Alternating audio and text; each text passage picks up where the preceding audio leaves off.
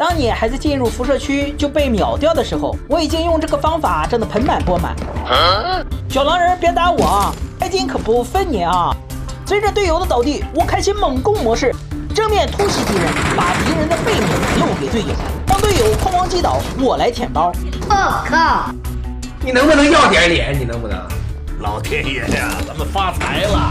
随着队友被击倒，而我们的猛攻箱子的模式还没有结束，到这边箱子赶紧过来开！耶，怎么顺手还击倒一个人呀？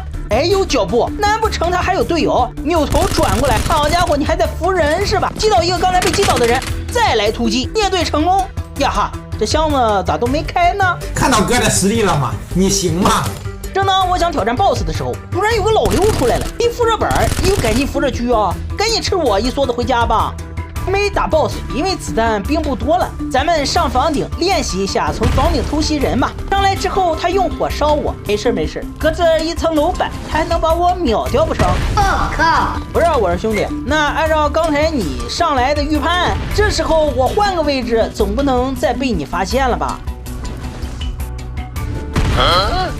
哇，我在这上面怎么还能被他烧得到啊？这 BOSS 欺负我了半天，我换个狗砸，随便捡点子就打到他嗷嗷直叫。你看，让他再拿火烧我啊，这会儿可烧不到了吧？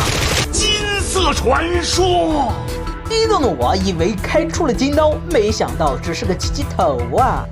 正所谓队友卖得好，金币少不了。撤离成功，获取380万。